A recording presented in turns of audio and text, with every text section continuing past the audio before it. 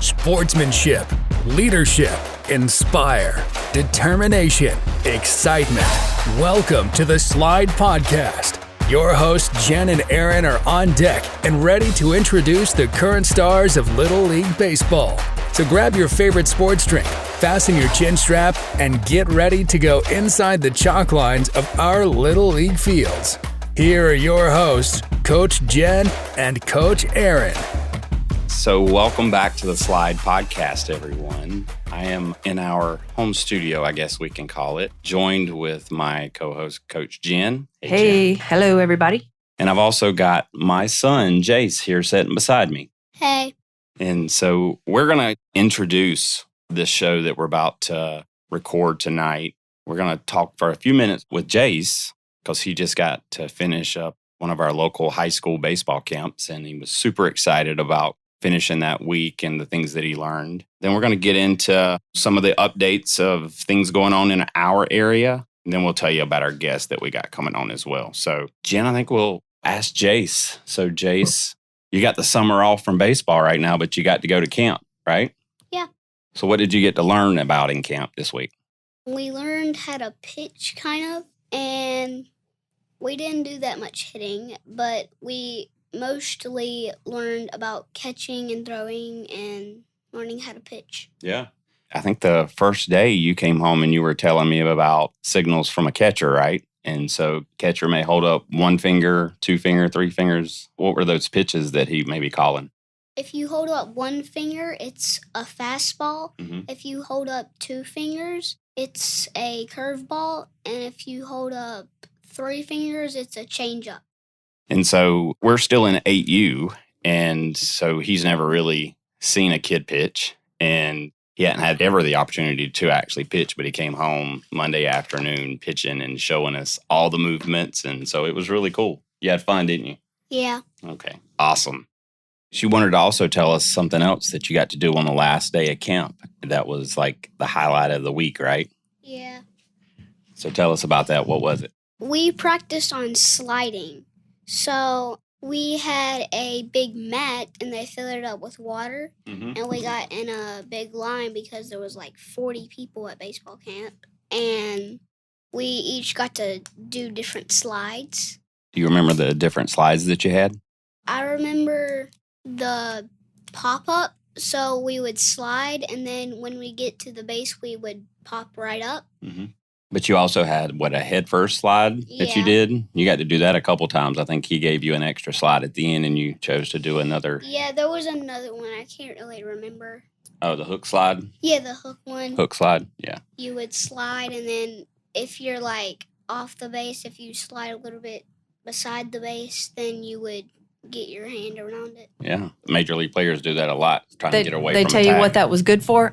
You just ruined it. I ruined your thunder. I didn't tell you about this. So yesterday was his last day of camp. So we're out there watching them do all the sliding, and we're all standing around like behind the dugout area because we're not on the field because we're watching them.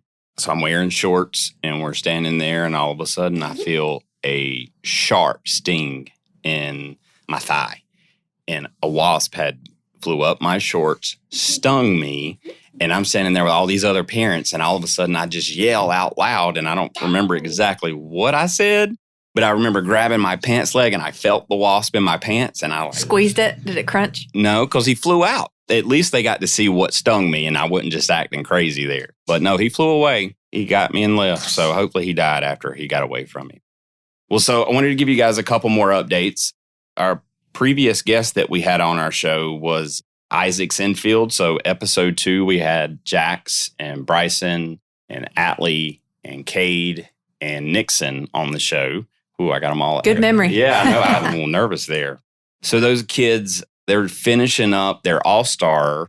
Next weekend is the last series or tournament that they're going to be playing this season. But as of right now, they haven't lost a game in 2 years, actually. They're headed to the Dixie Youth State Championship. So if you guys have been following those kids through our social media, say a prayer for them because those kids are fighters.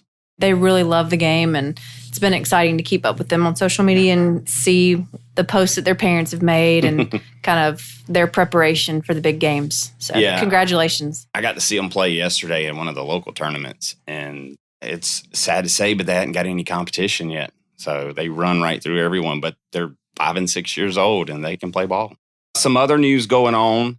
So the College World Series just wrapped up. I think it was last week. So Oklahoma won, and that is their 6th championship in their school history. So congratulations to them. And they've won several in the last few years, I believe. Yeah, back-to-back. These last 2 have been back-to-back. Yeah. I was watching every single night. My wife was glued to the TV. It's a fun game to watch. I will say I would rather watch a softball game over a baseball game, but I'm telling you, those girls are amazing. And just the quickness, you think about the bases are shorter, so their time home to first has got to be faster. Like we used to time in college, and the quickest girl was somewhere around maybe 3.1 seconds or so from home to first. Like after contact with the ball, she'd take off her first, and of course, coach timed us. I was probably more like 6 or 7 seconds myself.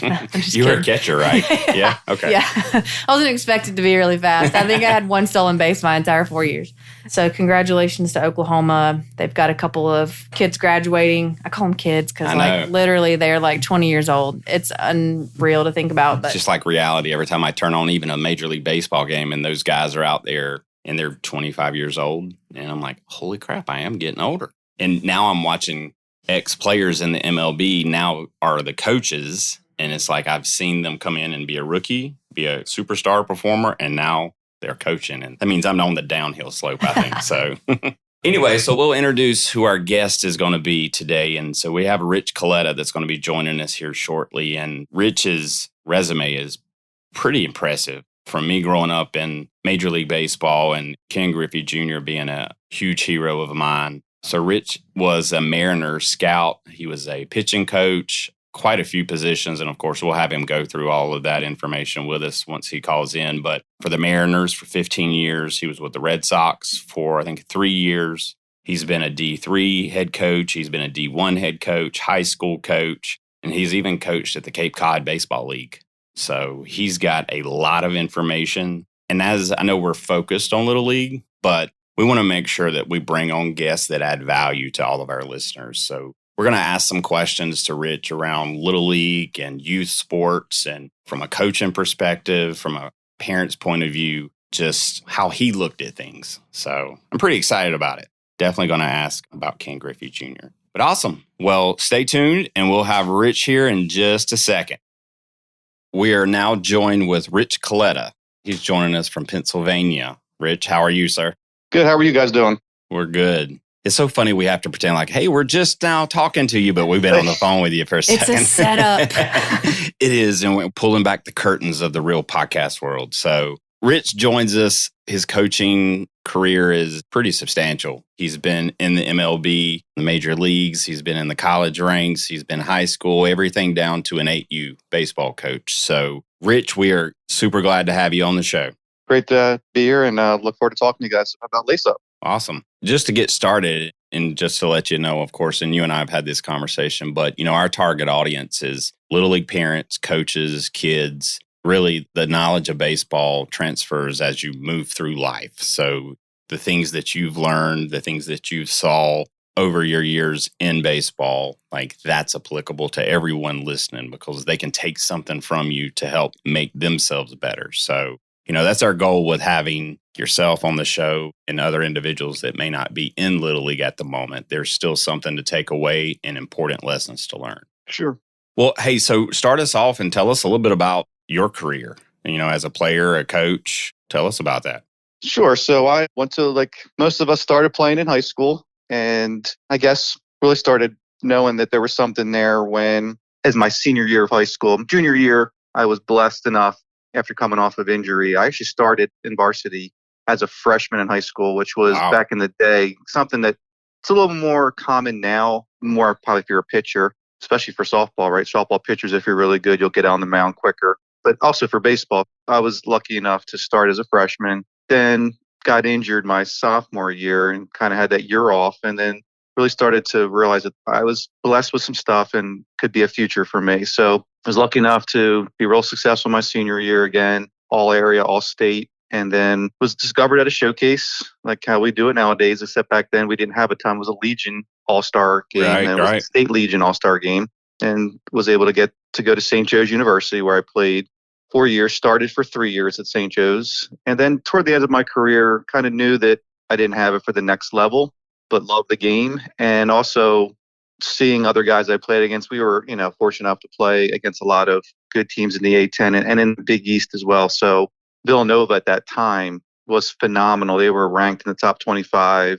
They had about 5 or 6 guys on the starting lineup get drafted out of one graduating class. I'm like, I'm not at that level. So I think I better start going a different direction. Hey, so just so I know, what year are we talking right now? That was 92. Okay. See, I'm an old head here. No, I was just joining the high school ranks at that time. Okay. They were dominant. I just kind of knew that wasn't it for me. And started to get my mindset. And I was raised by a teacher. My dad taught for 32 years. And so the teaching part of my brain was always active. And the analytical part of my brain during the game probably hurt me sometimes more than helped me, was very active. And I figured the jump to coaching was not to put that cliche on a pedestal, but if you can't teach. I couldn't get to that level playing, but I knew I could get to that level coaching. So that's kind of the jump from player to coach. Gotcha. Wow. That's pretty awesome. I had that same dream playing Major League Baseball. And Rich, just so you know, I grew up idolizing Jose Canseco. So, and Ken Griffey, which I'll definitely ask you about later on. I was a Bash Brother fan. So during those years. Well, they made it fun. Oh, yeah, they did. So then you started on your road to coaching and you ended up in major leagues. How'd that happen? Well, I didn't get a chance to get into the major league coaching. I was the scout. Right out of college, I was able to get a teaching job, literally right out of college. And then I was able to be a coach. And then as a high school coach, we won the state title my first year. And I was assistant on that team. And then just through playing in college and then all the traveling that I did in high school for all the all-star teams, got to know a lot of people. And then like anything else in life, we all know it's all about connections. Baseball community, just like we're talking right now, right? We're hundreds of miles away from each other and we're now connected through the sport. That's right. Was able to have a lot of people and I was a good enough of a player and I was good enough as a person where I had a lot of respect as a player and as a competitor. So a lot of my best friends that I have right now are actually competitors from other teams I played. Oh, that's awesome. We just had that mutual respect for one another, which we can talk about that later in Little League. Parents and families have made it so competitive that kids start to measure up against each other so early, and it's trying to tear down other people's makeup. Oh my gosh. Yeah. And instead of getting friendly, you develop this animosity. So I, thank God, was blessed enough again to have a very good relationship with a lot of people and a very good mutual respect with a ton of people. So my reputation was very solid, and that helped. Every time I went for a job, every time I went for something, for a camp showcase or something to help run, it just kind of built and built. So my network, thank God, is really, really big. And so coaching from high school, I did that for 12 years. And then I jumped into coaching D1 at St. Joe's University. The coach that got the job is actually the vice president of the Cincinnati Reds. So he obviously has a tons of connections. That's why I chose to go with him, because I knew that he's a great baseball guy. He's a good guy, and he's obviously connected. So I went there and coached with him for 2 years. And then realizing it was too hard to be a teacher and a Division I coach because I would fly out and then could possibly miss classes on Monday or Friday because of the 3-day weekend. Yeah. I always wondered how that worked. Yeah, it was very difficult. My school was really good with me early, and then it was like, okay, that's enough. That's when I got into scouting. So again, through all those 12 to 15 years prior to that, the network got built up. And I was also able to coach in the Cape Cod League. And if anybody knows what the Cape Cod League is, all the little guys out there, that's what you dream to play in when you're a college baseball player. It's basically the College World Series of summer leagues where you get the best players in the country that are going to get drafted. And that's where I really picked up a ton of connections with scouts. I had players that I was very close to. I had 6 or 7 guys that played in the show that I was routinely in touch with. And so again, just that network. And then scouting kind of came a possibility, and the Mariners were the first team. I put one email out to them and they responded back in like 5 minutes. And I'm like, all right, and there we go. So then from like 2006 is where my scouting career really started to pick up. And I did that for about 17 years. And then the Red Sox was my last one. I was with them when we won the World Series. And now I'm back into coaching again. Now I'm Division III coach again. That's awesome. You've experienced all kind of stuff in life. Yeah, it's been everywhere. So you mentioned earlier that you were very analytical as a player. Tell me how that translated into you being a scout. So, of course, you have to analyze multiple things. Were you looking more at, like, say you were looking at a pitcher, are you thinking more about speed or control, like their ability to move the ball within the strike zone, or their body mechanics? Like, what all are you looking for and analyzing when you're out there scouting? It really varies on a couple different things. Depends on what your organization really values. So, like the Mariners may have valued things differently than the Red Sox. At this point in time, and this is partly why I sort of stepped aside and didn't continue to pursue the scouting, I think we moved too much to the analytical side and we forgot about what we call the makeup of the individual, like how they handle certain situations. They stat everything now. Right. And it became a little bit more video / database driven, and they didn't value as much of the scout's opinion. So early on, I valued the player, the competitor, the grinder. Did they have this stuff too? Sure. Like back when we first started, the average fastball in Major League was 88 to 89. Now the average fastball is 91 to 92. So nowadays, the fastball matters a ton more than it did back when I first started because everybody's throwing so hard. Right. And you're seeing in major leagues, and you're seeing why these games are going so long, they can't command that fastball. They can throw 99, 100, but they can't command 99, 100. And they're going 3-2 counts and they're going extra innings because they're just constantly changing pitchers, walking guys. Well, the pitch counts are insane too. Right. My personal thing was I would always rather do what we call command, which is there's a difference between control and command. So controlling a pitch in the strike zone means I can throw a strike. Commanding means I can put it exactly where I want to put it. So I can put that fastball, I can put that curveball exactly where I want it. I valued that more over than the other because the other, if you just have, and blessed with a lightning bolt, a lot of those guys are difficult to teach because they have that lightning bolt and they got away with things. And you'll see that in Little League, right? The kids that throw harder. Oh, yeah. And hit harder will dominate, and everybody thinks they're the future of baseball. And then as they start to get older and kids catch up, kids are more mechanically sound. They start to become the guys now. And the other guys all of a sudden realize, oh, crap, I didn't do this and this because I was so successful. So that's how I was kind of always approaching everywhere I went to look at players. So velo was a piece of it, but it was, again, a piece of it. But it was more or less along the clean mechanics because you want to make sure you don't have injury. So clean mechanics. And that's one thing, again, you don't see a lot in the league. When you have these guys throw hard, nobody wants to mess with them because they're throwing hard. But we're seeing a lot of elbow fractures in these kids nowadays, right? These growth plate fractures because they're throwing a ton. Some of these kids are ginormous compared to other kids. And they're teaching them different off-speed pitches at different ages and their muscles aren't ready for it. They are throwing heavy balls, not properly. There's different ways to go about them. We can talk about that with lace-up. But you look at all the picture for the pitching. But it was definitely, for me, the more command control. And then obviously they couldn't be throwing 85, but I needed them to throw hard, but also be able to command it. Anytime someone talks about command, I think Greg Maddux. Oh, sure, absolutely. He could tell you, I'm going to throw you a fastball right down the middle on the outside corner, high outside, and he'd still beat you with it. That's what I think about. And to me also, I loved, you're just talking about scouting, when I'm talking about pitchers, obviously pitchers are what everybody wants. To me, and I still preach this to my college players now, change up, for me personally, is the best pitch in baseball.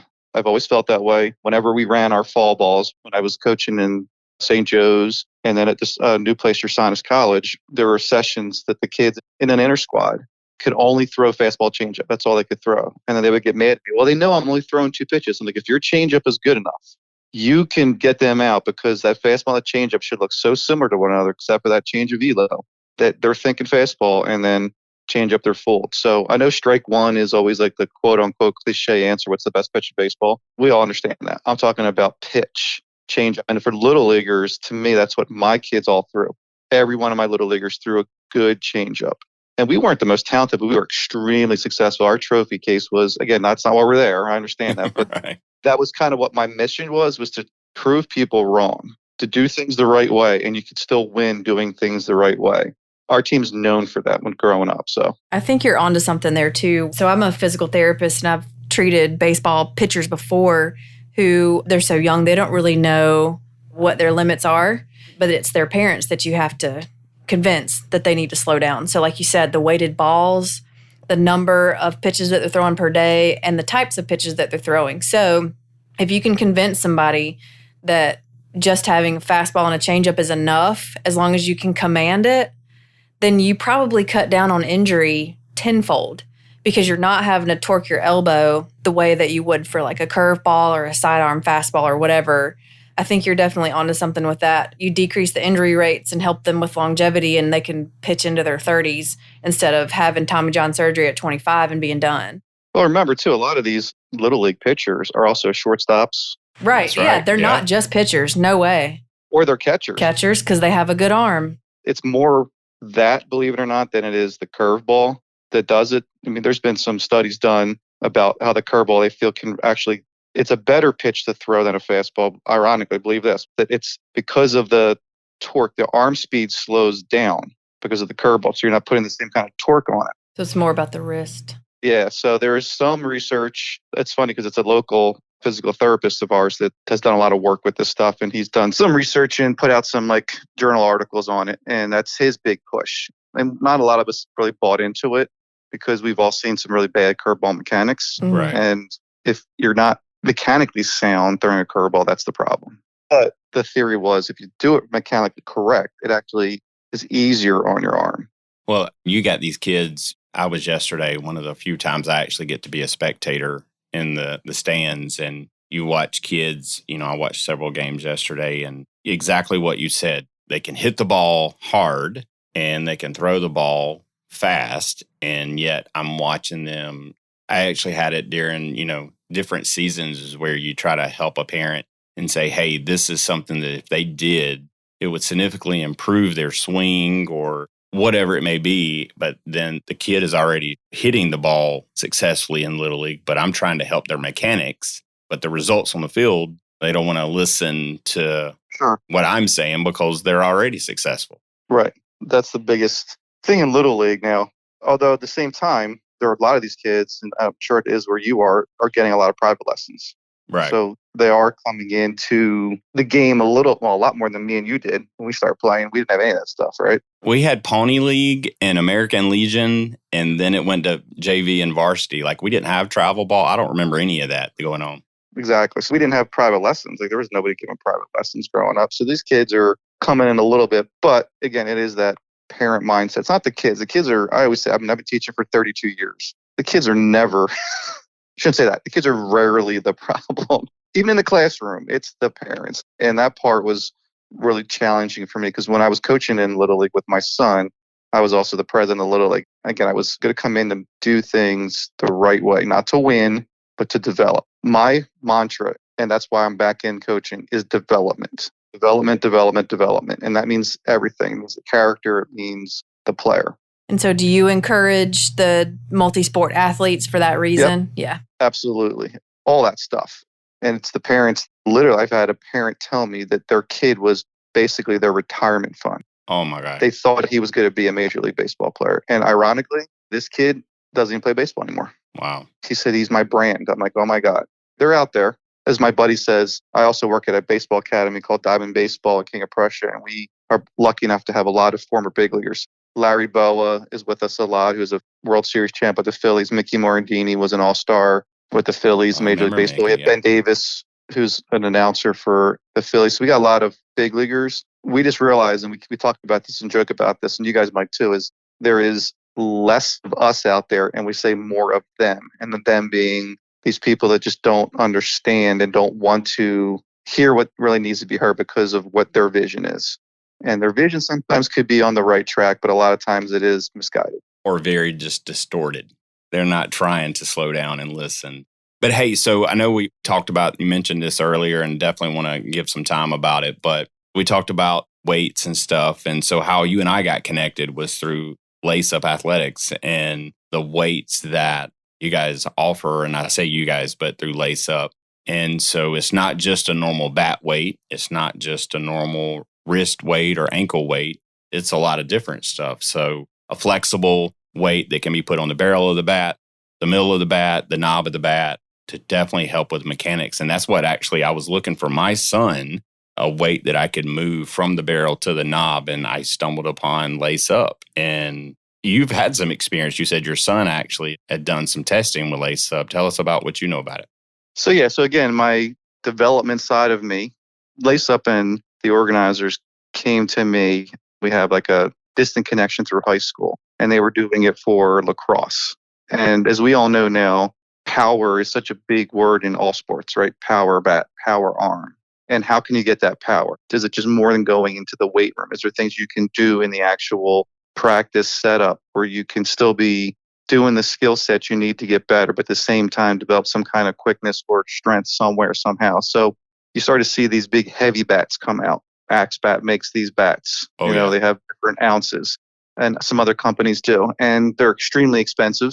Yep. And they're very limited by size. So if my kid swings a 28-inch bat and they have another kid swings a 29, another kid swings a 30, you might have to buy just one 28-inch bat, but then the other two kids won't have the size that they normally do. So there was the donuts that people tried to put on the bat when they would do drills, the old school donuts. And then there was those big sleeves that everybody sees now that major leaguers and college guys have on the on-deck circle. Right. None of those could you really use in any kind of situation where it was mechanically going to benefit you. They're more designed to make you feel like the bat is lighter. Ironically, again, Lighten the load in your head, yeah.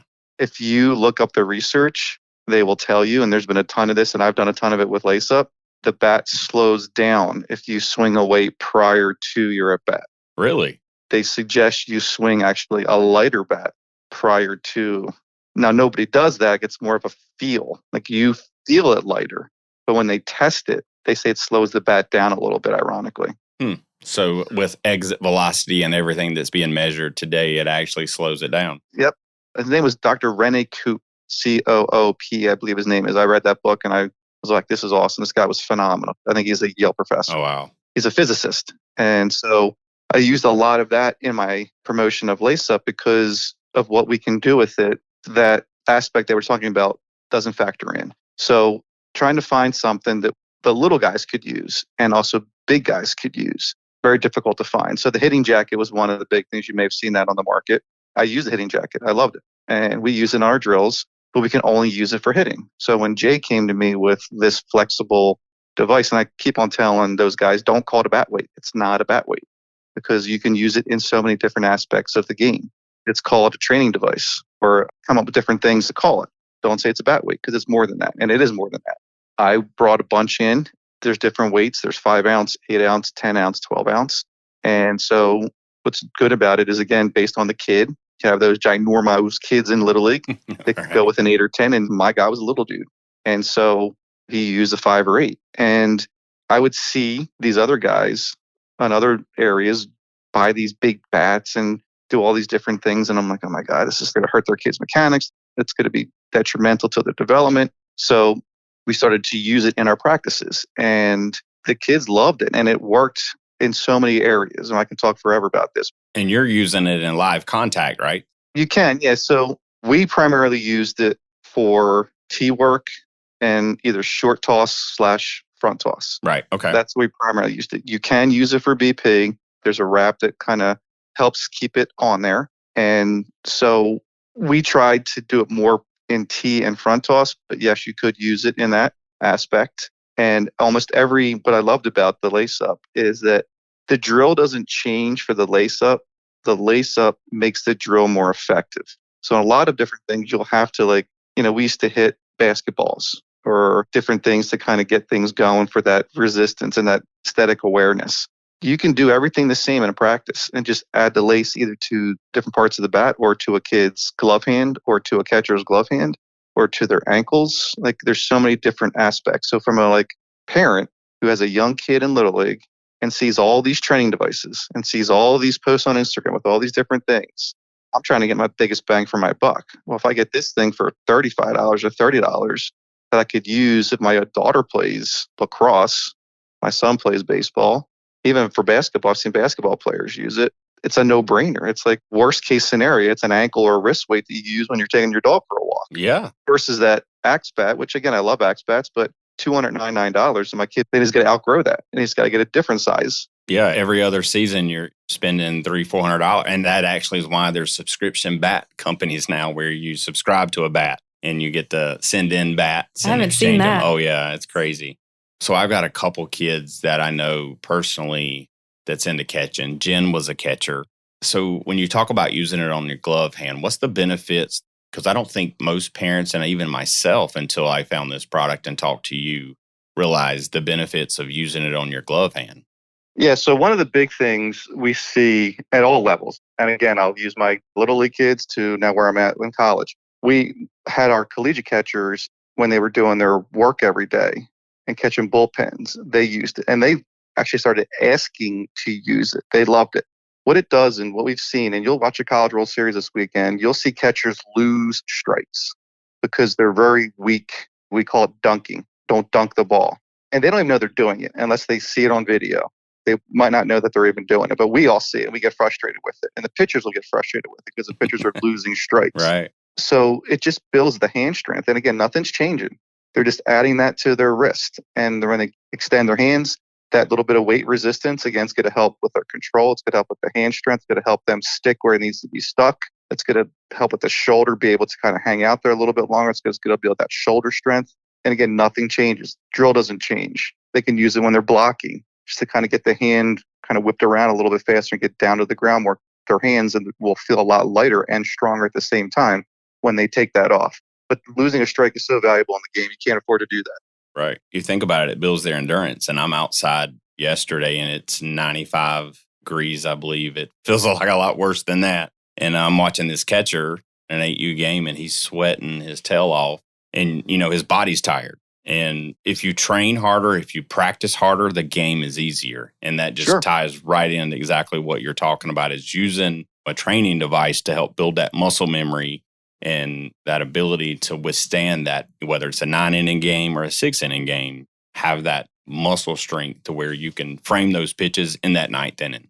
One of the things we always say is to the kids as they get older, the game gets faster, right? And the game gets faster. That's where some of the separation occurs with different players. Well, when you train, like you said, that way, and you put the lace up on the infielder's hands. So when they're turning two, we would have them put on both hands. Okay, yeah. Just against that quick release and staying through the ball. And when they threw it over, the game gets faster. Now all of a sudden they're quicker. They're quicker with their release. They're quicker with their hands. They're more sure about themselves, and the game is slow to them. So anything you can do to slow the game down. So if you practice fast and you practice hard and you add some resistance, the game is slower. And when the game's slower, for a player, it's more fun because it's easier. Right. Their body is built for it at that point. That's awesome. So, for all the Little League parents out there, coaches, listen to what Rich is saying is don't take it easy on your practice days and don't think you're benefiting your kids. Make sure you practice hard and build that discipline in your kids and in your players to practice hard. And the game turns into just being a fun ball game. Yep. And with the Little Leaguers, again, trying to find something that's effective that can also build some strength at their age because they're fragile, right? Their bones are growing faster sometimes, or the muscle's getting stronger faster than the bone is, and the bone breaks a little bit easier. This training lace is such I want to say it's the ultimate device, but for me, for those kids primarily, even high school kids, again, it's like I keep on telling people every player should have one in their bag. Every player should have one in their bag because it can be used for so many different things, and there's no risk of injury because it's not like the different balls that are so heavy or the different bats that are heavy. And it's a controlled environment because you're controlling the environment with the drill. And it's just going to, again, make them have that muscle memory I call kinesthetic awareness. Right. Jen might agree with me on that if I'm using that correctly. And it is, from a hitting standpoint, too, you see the barrel path correct itself. One of my big sayings is let the drill correct the mechanic. Don't let the teacher or the coach tell you. They have to direct you and say, this is what we're trying to do. But as you're swinging and as you're throwing, if you keep on saying things, you get in their head. But if you have a drill set up and that drill is designed to do something, once they start to do or have the successful effect of the drill, then the drill corrected the mechanic. I totally get that. If you're having them put the lace up on the label, it's going to help them get barrel depth. If you're going to put the lace up on the knob, it gets barrel path. And just let them do the drill. And they might get frustrated with hitting the first ball off to the side and the second one, they might roll over, but keep on doing it. Keep on doing it. Eventually, they're going to realize that they corrected themselves because they're going to be successful in the drill. And then when it comes to the game, you just hope it translates because we all know that there's our cage monsters, right? That look so good. We've all been fooled as evaluators, both, for the draft and for college by these videos of these kids hitting in the cage. And it goes back to Jen's question about what I look for. For me, it's the mental toughness and the grinder too, because you're going to be unsuccessful a lot of times. So if you can do that kind of stuff and it does translate to the field, we all know the game is hard. It's a hard game. Well, it's a game set up for you to fail. Yeah. You're in the Hall of Fame if you've failed least amount of times. Well, ironically, now you watch a major league game, and it's my son we were talking about this, and he still talks about it. He still watches, even though he's kind of stepped away and moved in a different direction. It's the amount of strikeouts in the game, and it's okay. Like back when we played, you struck out, it was like you had to go to confession. It was like, you just don't strike out, especially looking. That was like a big X on your makeup. Gosh. And the amount of strikeouts now, it's acceptable. You can go 1 for 4 as long as you hit a double and 3 strikeouts. That's okay. And for me, that's not okay. That's the old head in me. But so, yeah, I mean, they're getting taught how to learn to fail more, but I don't think they have to. I don't think that has to be the way they have to be right now. I agree. Well, I think Lace Up, if you haven't checked out Lace Up Athletics, go check them out. We'll post a link to their site, their Instagram. We're actually going to have Jay, the owner of the company, and a surprise guest on our show in the future. So definitely go check those guys out because like Rich said, I personally have one myself. And so my son and I actually have another little leaguer that's using it as well. Like what you said earlier, you look around and what I struggle with my son is that bat path and getting that bat through the strike zone level. And so I started looking and I started learning because I don't remember this stuff being around in 93, 94 when I was playing. Awesome, yeah. But adding weight to the knob, we didn't talk about that. We had sledgehammers, remember? We used to have sledgehammers. That's on right. deck circle. Yeah, exactly. Yeah, sledgehammers were like these big metal iron rods that we would have on the on-deck circle, but we never did drills with them. Yeah, I'm going to tell you, I hear these kids talk today and they complain about practice, and I remember pulling tires in practice in 90, 95 degree weather. But anyway, go check out Lace Up Athletics, but look forward to hearing more news from those guys in the future. But Rich, I want to keep you on for just a few minutes here because I know you got some time in Little League. You've spent time with the pros. What would you tell that 8U player, coach, parent right now to focus on with their kids? What should they be concerned with? How should they help their kids improve? Every kid's a little different, right? So one thing is knowing how your kid handles, what we talked about earlier, both success and more importantly, failure, right? So know your kid's limitations, number one, in regards to how much you can push them. And the other thing is, even though you might think that they're okay being pushed, kids have a difficult time. And some kids are kind of like open books and you can tell, but there's a lot of kids out there now that really do kind of hide what they're really feeling because they don't want to be looked upon in a bad light. Right. And so they kind of mask it well. And as parents, that's like our worst nightmare when you hear these awful stories, these kids with these anxiety issues and committing suicide. We keep on saying we never saw it. We never saw it. And it's probably true. You probably never saw it.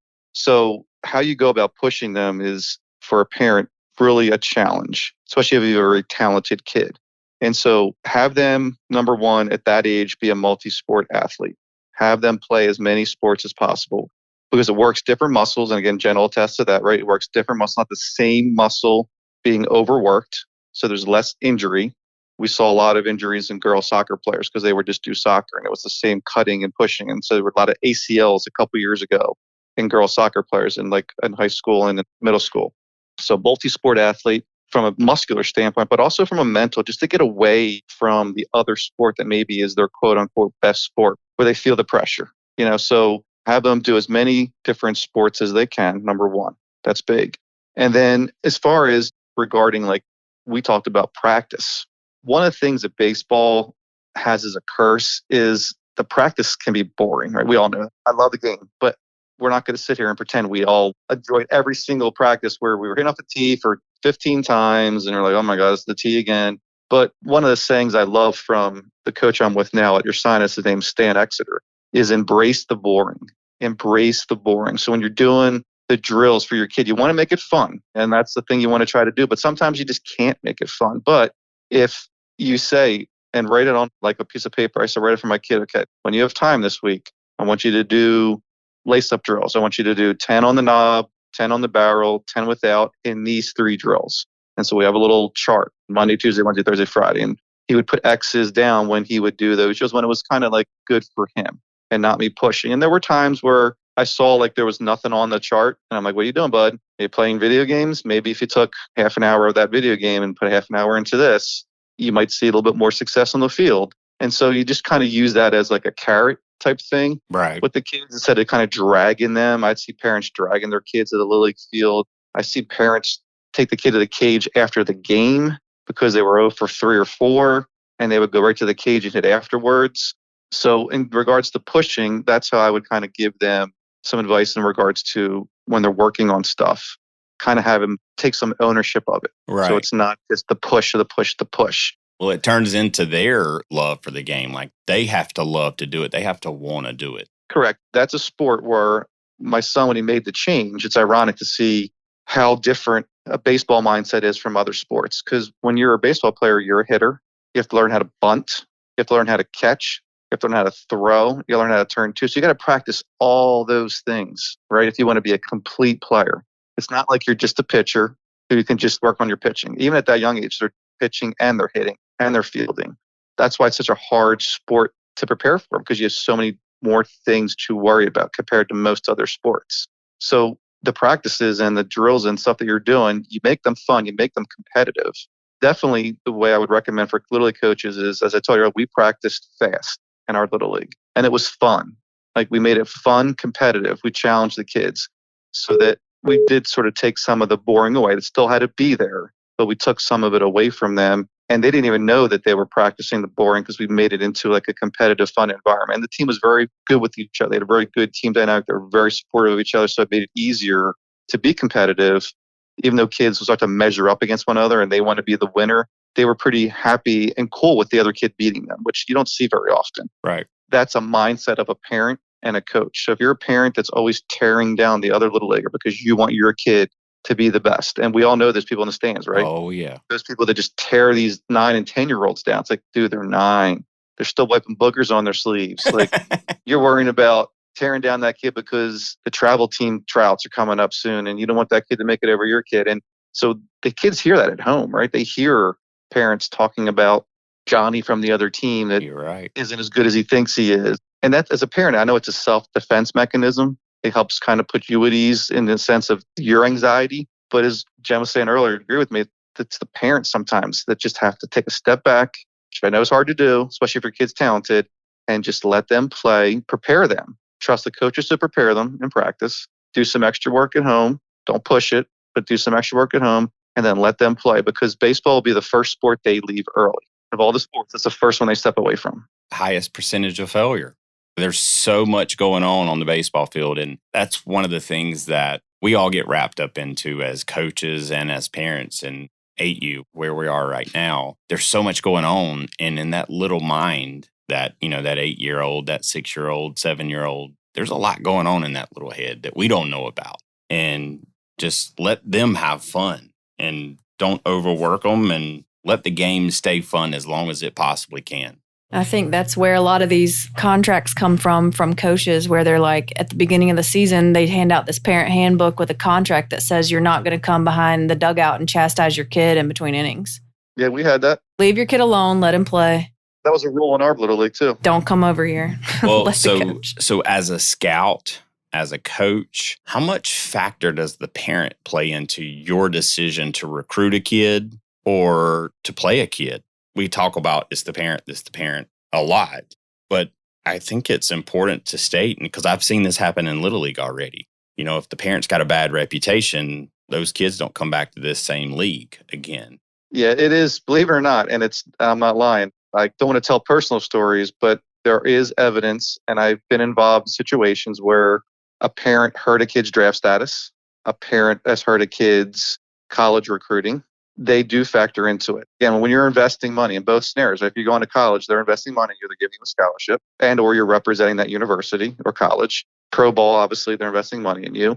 Makeup is a big, I would say, attribute that is often undervalued by some and properly valued by others. And so if crazy mom and dad are always in the ear of everybody and always making noise, there's going to be another kid, Billy from the town next to you, or Billy that's another recruit, or Billy draft numbers, all your metrics are the same. I'm taking the kid that's the coachable kid, that's got the good character, that's the grinder, and whose parents let people do what they need to do and stay out of it. I thought when I went to coach in college that I would never be dealing with parents. I thought, hey, that time is done, man. It's high school, you always get the playing time. Little League, always get the playing time, right? You always get that. I'm like, college, we're not dealing with that. Oh my God, it's unbelievable that people still have the audacity to parents complain to coaches and even ADs Wow. And they're like, why bother? Just go transfer. Like now with the transfer portal, just leave. Just go somewhere else. And that kid's not learning anything. Like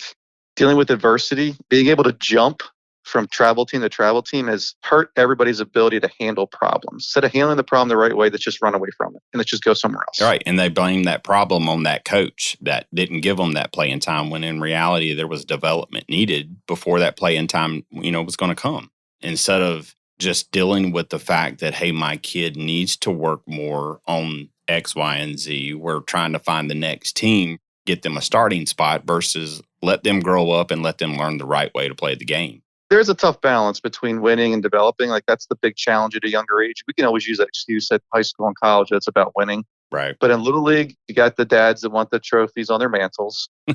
They love to brag about where they played this weekend. We just played in Florida this weekend, and we just played in like this major league stadium this weekend. And they love that boasting. And so there's that balance, but there has to be balance. Like you don't want to put a kid in a situation like when parents compare about playing time.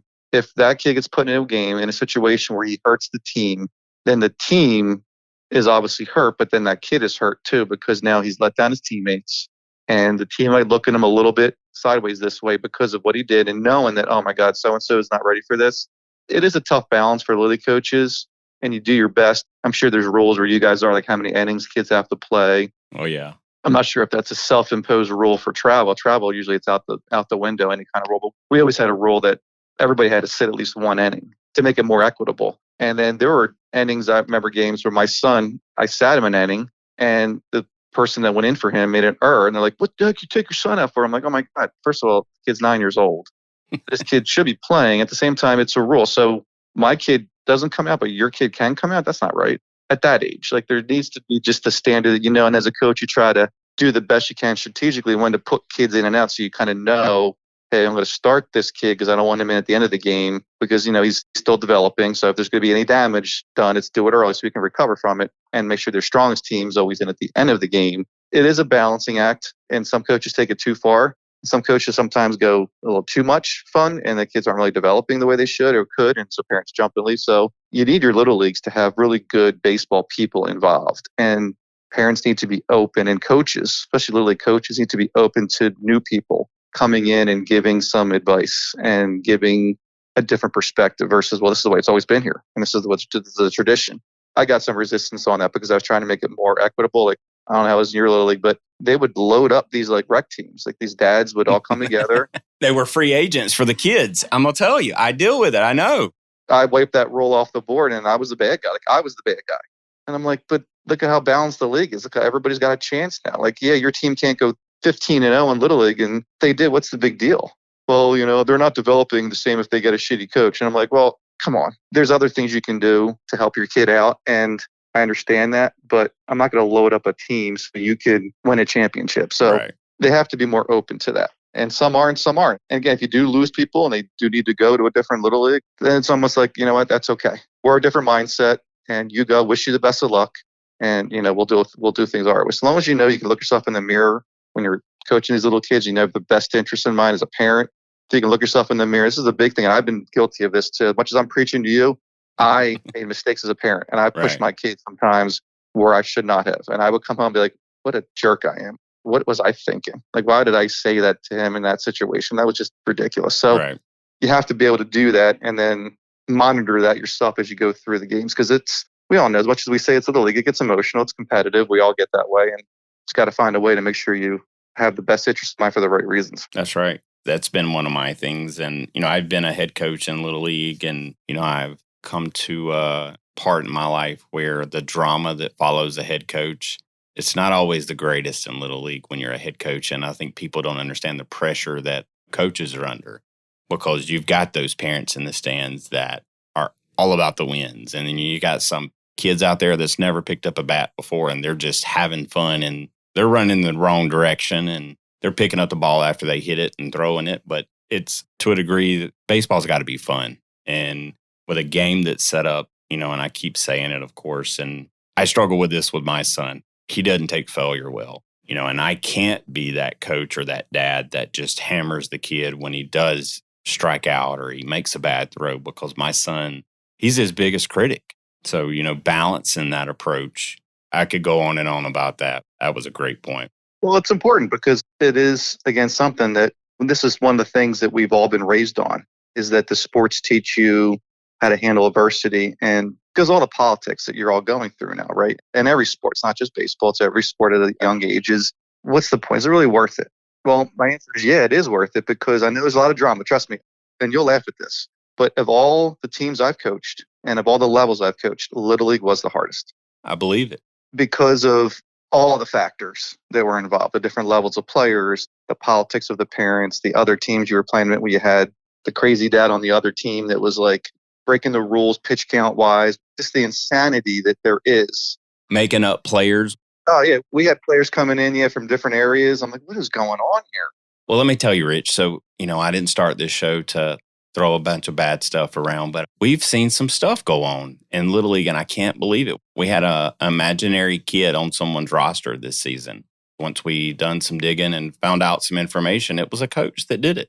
It's crazy, the kind of stuff that goes on, and we're just trying to teach these kids just, hold the bat correctly, have fun, smile, and we've got coaches doing that. My mind's blown a lot of cases with this stuff. What are we teaching the kids? Yeah, that's the thing. And that carries on to their high school as a kid in a class, that character and that personality. And, it's the parents that may be coming to the defense of the kid for not getting enough playing time in 8U Little League is the same parent that shows up and wants to know why the kid got an 88 on their math test.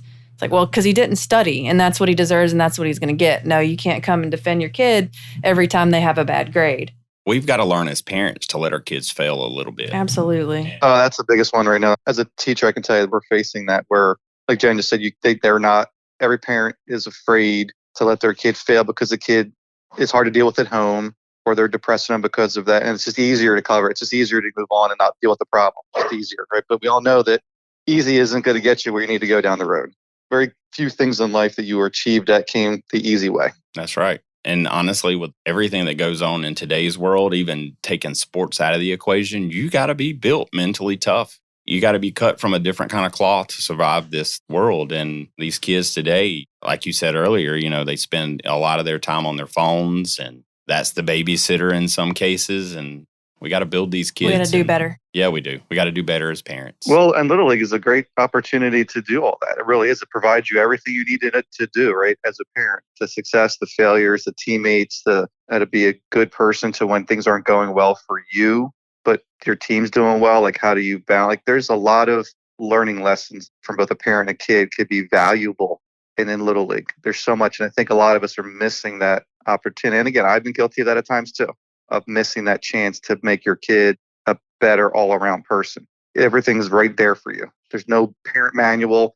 The game itself, the tournaments, the rides home, all that's laid out for you to take advantage of it to make your kid a well-rounded individual. Oh, yeah. Jen and I, we've discussed this with a couple players that we've had on the show, Little League players, about that ride home and what that looks like. And we're both coaches as well, so we know what those ride homes sometimes look like. But it's a delicate balance, like you said. You want to make sure your kid is resilient and they respect the umpire, the coach, the assistant coach. We've seen so much stuff go on throughout the news and the headlines over the last few months around where umpires are getting attacked because of a bad call. We had Christy Moore on the show, the umpire from Laurel, Mississippi, who got hit after the game. She's still fighting that battle right now. And it comes back to just, we said this on other episodes, it comes back to the parent setting that example of respecting leadership, authorities, and sportsmanship and supporting others around you. There's so many things. You're right, Rich. We could talk for a while about this. But hey, so last couple questions that I got for you, and I will let you run. But, over the last few years, or over yours and mine playing time, there's a lot of things changed in the sport. But what trends are you seeing these days that's been different than what you've seen before in the past?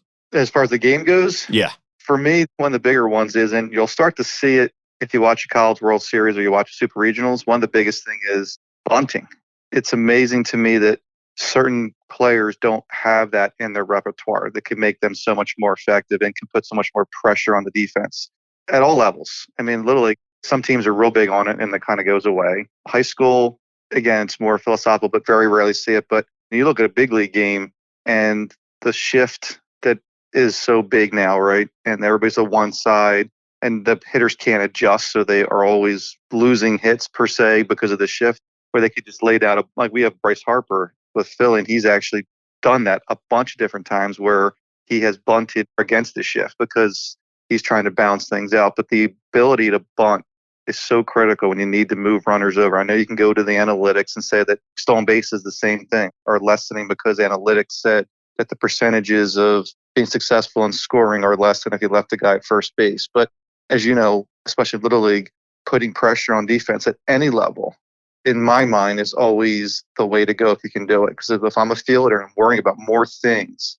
then that's exactly what I'm taught not to do as a fielder, right? Not to worry about everything, but just to kind of react, let the muscle memory take over. I mean, know the situation, obviously, but so if I know that there's a bunter now, I got to know where am I covering. Think about how much time coaches, and this is what's funny to me, is a lot of coaches, they don't know how to actually run a practice. They'll work practice situations. They'll work on bunt coverages. They'll work on first and thirds. But think about how many times in a game you've played or a game you watched, you've seen a first and third situation or you've seen a bunt situation. And so you practice that because it's just easier to design a practice because it takes up time to teach all that, and versus not being creative enough to do other things that will actually happen in the game and get the kids ready. So you start to do that and the game starts to change and you get into those pitchers' heads and the players. So bunting's been a big one for me. And you'll see in the College World Series this weekend. I guarantee you'll see when the games are tight. I've seen it. Softball, it's real big, right? We all know that. College World Series, they did a bunch of that. I love watching the Women's College World Series. Game's fast-paced. So I watch it. They do it a lot. But in baseball itself, it's lost. The stolen base, to me, has been lost. So it's all the things that the analytics have taken away. And they've taken certain tools away from players. Like you can talk about Griffey, right? You love Ken Griffey, so did I.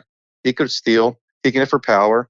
Didn't hurt the game at all when he played. In fact, it made it more fun. You know that he could steal a base at any time. And as your fielder, you're thinking the same thing. Maybe this shift doesn't happen if there's guys on base that can steal because then you give nobody to cover the bag. So much to think about. It's that initial planning. You can plan as much as you want to, but hey, somebody lays down a bunt really fast in a first and third situation, you better know what you're going to do with the ball because that may not have ever been a thought in your head.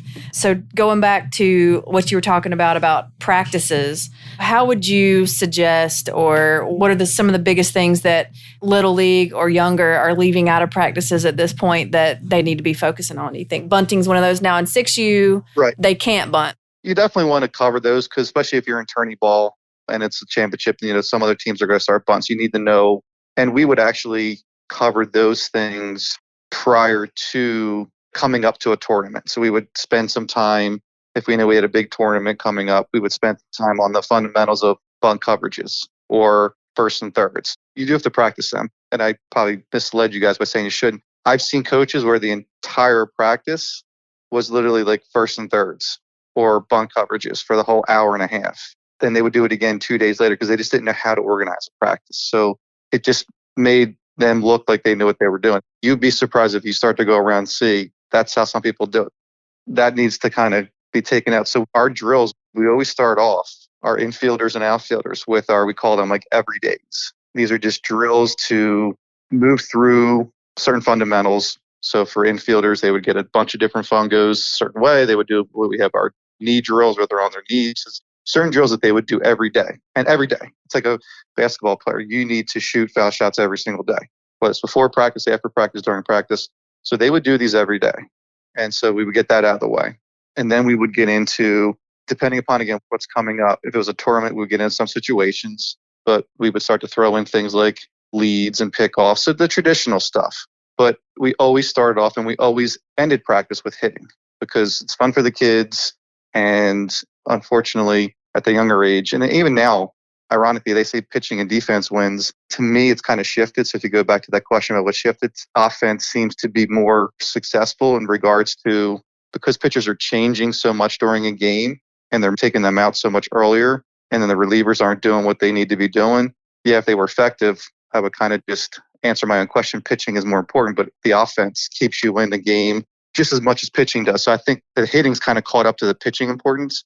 So we'd always finish up practice. And it wasn't just guys standing in the outfield. They would have rounds that they would do. And we can talk forever about practice schedules and stuff like that. They would have rounds that they had to do certain things. And then the players in the field had to do certain things to keep them occupied as well. to make sure that they weren't messing around or that they weren't Just standing around. just standing around, because it gets that embarrassingly boring. If it's really boring for them, if they're like, you might see a high school practice or a travel team or a rec literally practice where coaches throwing BP, everybody's in the outfield and nothing's getting done. Everybody just hits once or twice and then practices every all.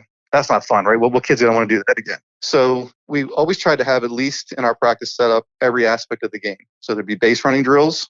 I should actually leave up. We actually always start with base running drills to get them loose, to get them tired. Because if they're tired, they actually less likely to fool around. So mentally, get them tired.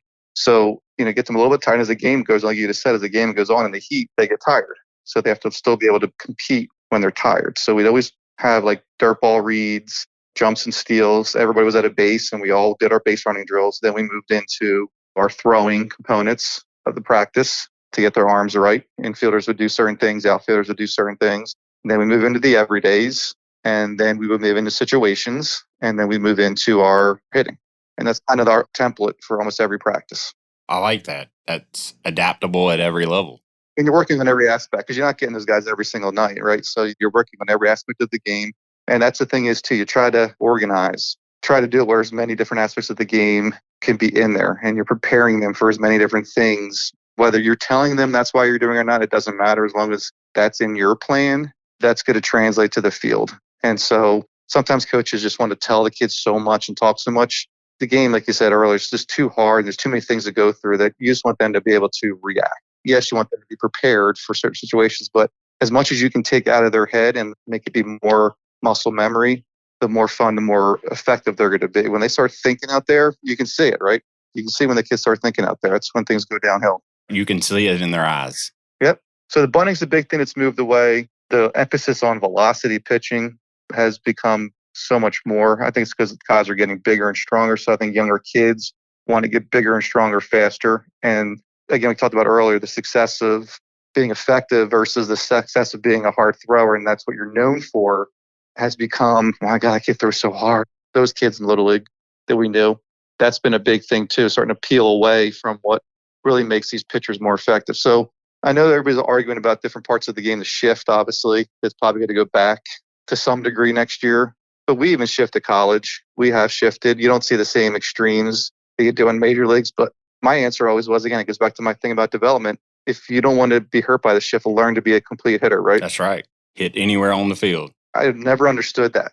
Never understood that whole philosophy. Well, even watching Freddie Freeman come up to bat with the Dodgers now, and you watch the shift. And I think when I was growing up, Mo Vaughn was the only one that I remember ever had like a crazy shift. And I think that was in the 90s. You'd see everybody pull over to the left. He's a left-handed batter, so everybody would pull to the first base side. But he was the only one that I remember seeing the shift, like truly actually implemented on the field. But now you see it all the time. Yeah, it's very rare in a game. You won't see it in the inning, a shift take place. And the other thing, too, is you have to practice that. So like at college, something was new to me because I was more scouting and just moved back into the college coaching was now we had to practice defense in the shift. So we had to actually set up our shift and then hit fungos because a third baseman is now in right field, making a throw from the completely opposite side of the field that he has never been on before, or at least hasn't been on in a long time, probably since Little League. And now it's filling a ground ball and throwing it to first base from short right field. So you had to actually practice turning double plays with the shift. Oh, yeah. So the guy was already there. There's so many things that now add that another layer to preparing and practicing. Jeez.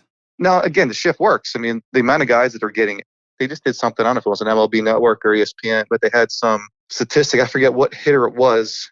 His average would have been like 30 or 40 points higher if they took the shift out. So it works. Wow. So I understand why they're doing it. But to me, the answer isn't the defense. It's the hitter's problem, not the game's problem. It's the hitter's problem. Figure it out. Yeah. I've never understood it. I mean, I go back to Mo Vaughn. Yeah, of course, he was a primarily pull hitter. But, you see guys that can spread the ball all around the field now. And even in Little League, we're trying to have a conversation around how your first step, how that dictates where you're driving the ball. And to teach those kids and teach the batters to hit to the entire field so that a team can't put you in that kind of position. One of the big things, too, that you said about practice is you asked about things that are different about the game. So one of the things that I've done to help, or what I'm focusing on, and always have, actually, to make the kids more effective in terms of being a better hitter at all fields, if there is any kind of shift that will take place, is you don't necessarily steer the ball a certain way. One of the things that kids are not doing is not letting the ball travel. So they're pulling the outside pitch because either they're trying to do too much with the ball and they're changing their swing on the pitch. Like the swing never changes. If you're going to hit the ball the other way, you're just hitting it deeper in the zone. Like you're not reaching for it. You shouldn't be reaching for it. Your barrel path should always be what it is based on what the pitch is doing. It's just going to go that way, but you're hitting it in the hitting zone in a different place. So if obviously it's a pitch that's inside, you're going to hit it out in front of you. It's pitch out in the middle, in front of the plate. If it's pitch outside, it's not that you're changing anything. It's just you're seeing the ball deeper into the zone. And when they start to do that, because the power that's being preached is jumping on the pitch, being aggressive. Being early. Yep. And when you're being aggressive and early, and that quote about being on time, when I hear a coach say be on time, as a pitcher, I'm like, I got you. Because now I'm throwing you change-ups. Right. But you'll hear it all the time.